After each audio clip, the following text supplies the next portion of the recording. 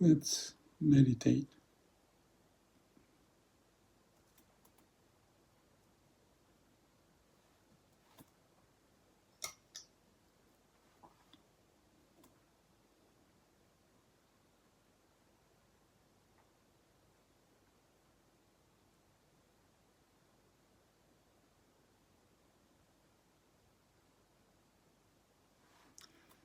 For a change, I like to talk about our desire and how to handle it, especially sexual desire.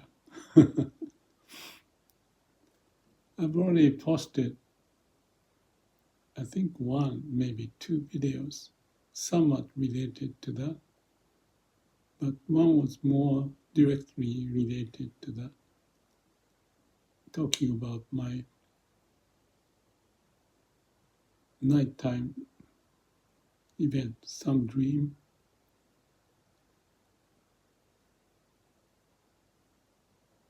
About the sexual desire. I'm old enough at 77, although my friend can be very active, I know a person like that, but I'm very happy to be without much bother by chasing women. I'm not sure if I've been chased by women. Yeah, sometimes, but sometimes I misread it. So there are lots of problems, and that's part of the way of human being. Maybe some people don't have any problem, but my guess is that we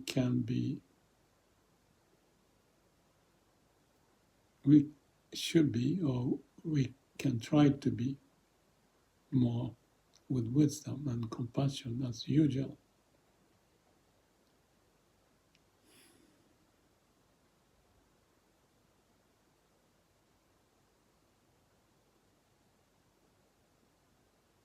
So with the meditation as a context or background, what can I say about it?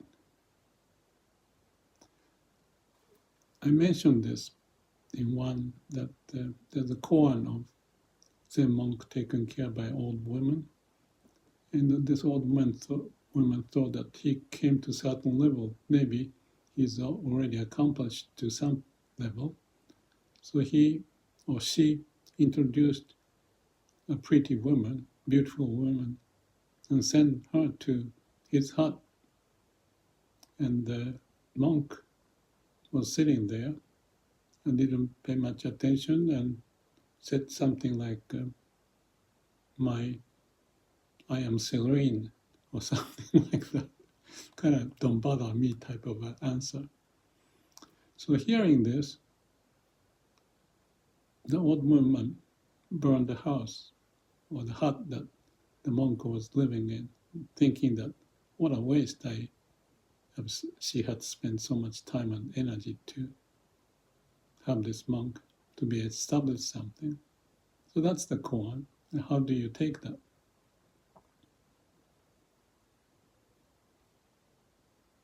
I don't have much time to go through this, but it depends. Because if the monk is like a Buddha, maybe just being calm and quiet is the way, depending on the setting. But if the monk is like a Ikkyu, depending upon the setting, he can be easily induced or seduced to be happy with the woman. So it all depends. But what about us? I thought about some nighttime imagination. I had one, so that triggered me to talk about it. And the answer is not easy. That's why the koan can be interpreted differently. But if I were to say something, I'm more into the typical Zen notion of, if I use the word go with the flow of nature, the way of nature. And I was talking about the story of man with animal with the head of man and the body as like a sphinx, the body of a lion. Our construct is like that. So the sexual energy is body part, and the mind may have more moral issue or friend, family, the impact that can cause if you do something not met to that standard. One is the brain standard, the other one is the body standard, you can call that. So there's a paradox. And because of the paradox, perhaps like Shakespeare and all the books are written, I don't know if people can learn anything about it from reading those books. But in terms of how we meditate, if I were Buddha, the idea is let go of all that troublesome delusion creating seeds that may be coming to our way.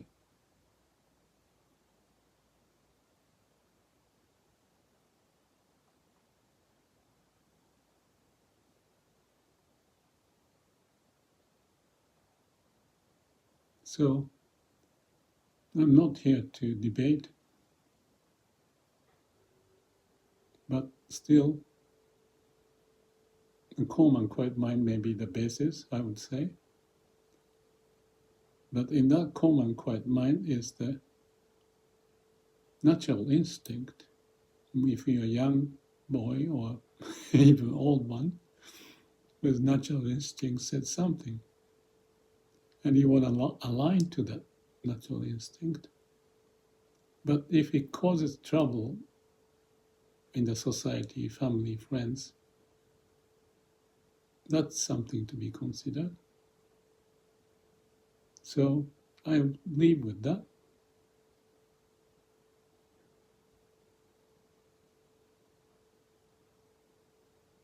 And go back to meditate.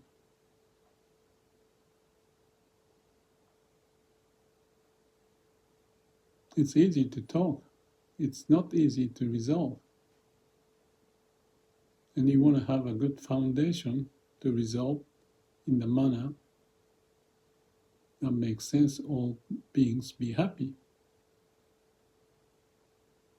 That's one way to look at it.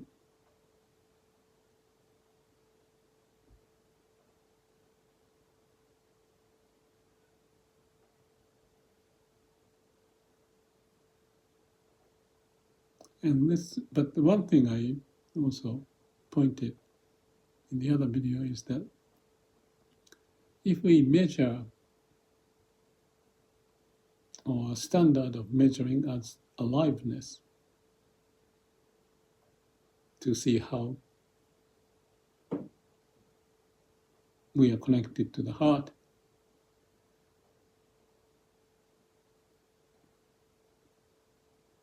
grounded, then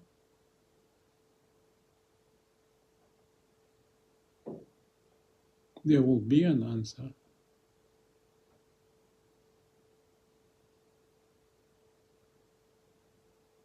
But like a story of Shakespeare, there could be an issue in the society that may need to be judged or combined to find the passage with wisdom and compassion.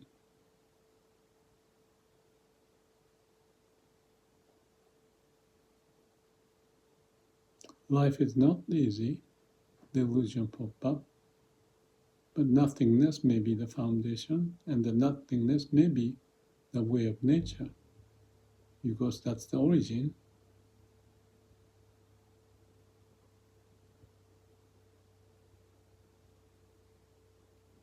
But the answer may be born by each, not to be told by someone.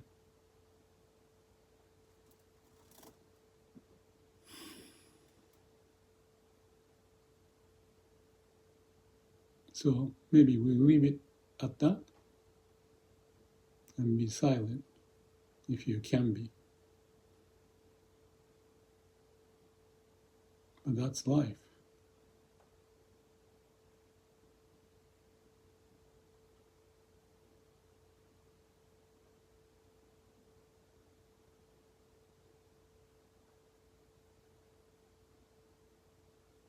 But one thing I just thought is that if I were being trained as a Zen monk and was given this koan to resolve,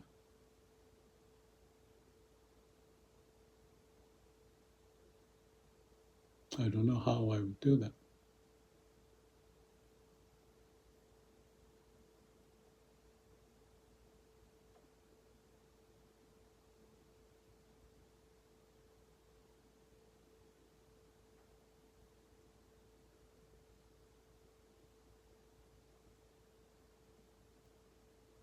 But the question for us is to live our life. I mentioned this sexual desire as one, but there could be desire for the fame and money and all the rest.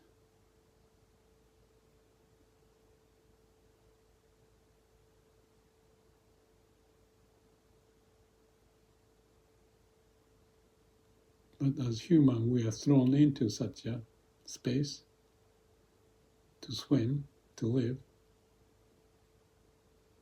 not just listening to the social convention, but specifics, and also to be grounded to the root of who we are. That's what I see.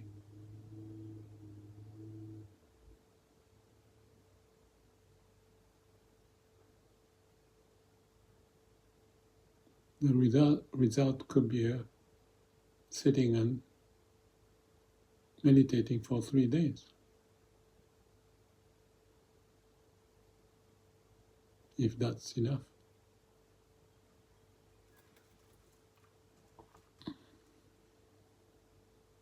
Just for reference, talking about how to come up with insight, decision, judgment. There is a story of Buddha when his clan, the Shakyamuni clan, which is where Buddha was born as a prince, that nation, I forgot the exact name of it, Shaka's kingdom, was attacked by some other kingdom. And the Buddha is known, this is a story I remember, the Buddha was standing in the middle of the road. So the army stopped and stayed there, not going forward to conquer the Shaka kingdom.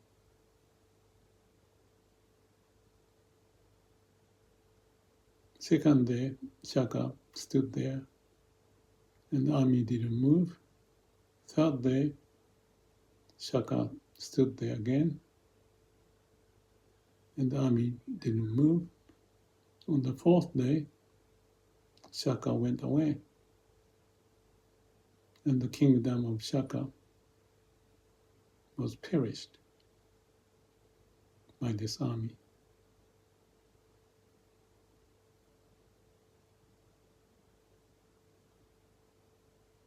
That's a story, it's not the koan.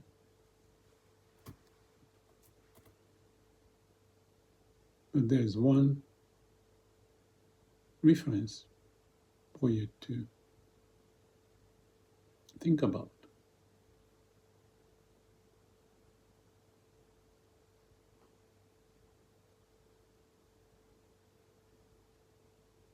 Just occurred to me is that, like a Taoism,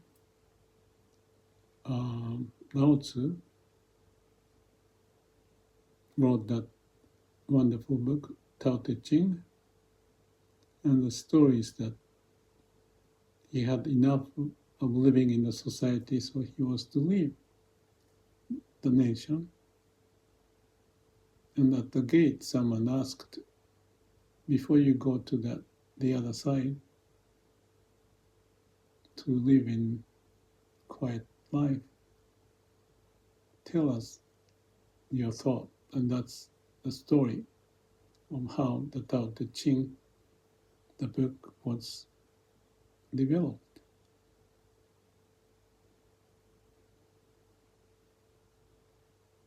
But leaving the society is fairly common in the sense of like Zen monks, when they go through that process of Zen temple, they leave home, friends, and everything to commit their life for the pursuing of Buddha's teaching, or to be enlightened, to say it differently.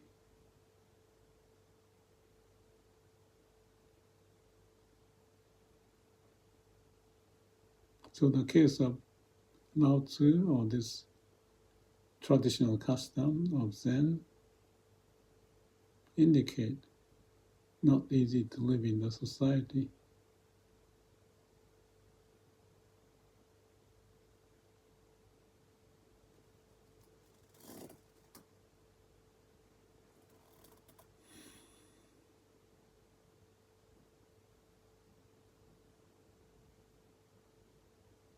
But the Daisetsu says, which I tend to agree, you can be the other side,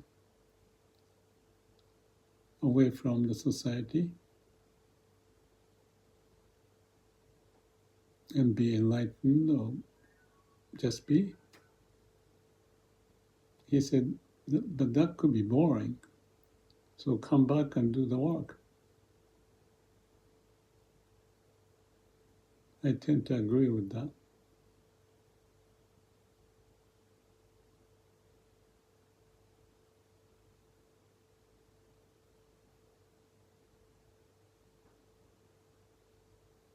Otherwise, a little bit extreme. But we need to have some kind of feedback system, like interpenetration among all, so that we can make the most of our experience to live well, to move on.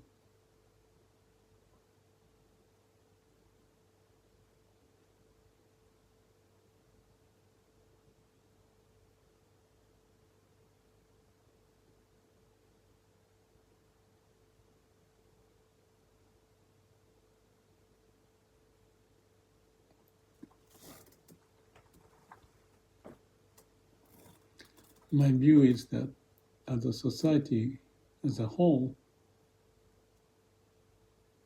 may sort of practice plan, do, check, act, PDCA, starting with check, or Shia Samanipanya, to bring out the wisdom and compassion to move on.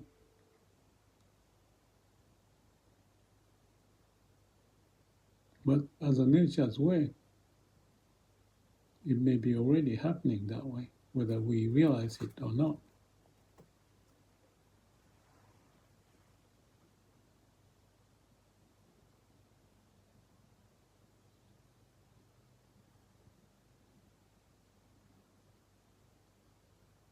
If that's the case, the idea of no action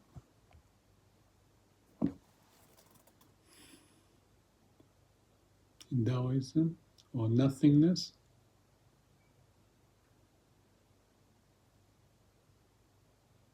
following the nature's way,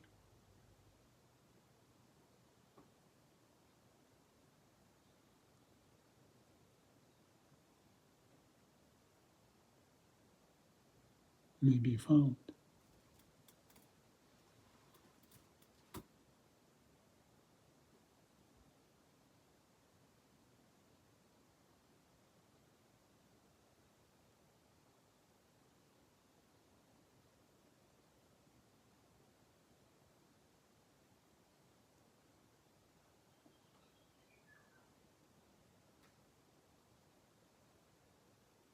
Yes, it's nice to be calm and quiet.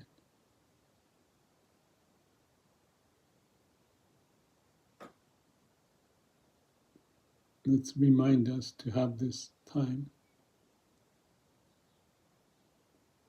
to be quiet.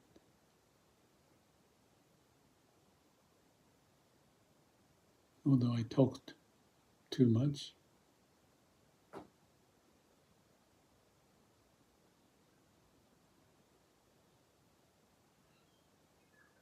just a thought. Thank you for joining. May all beings be happy.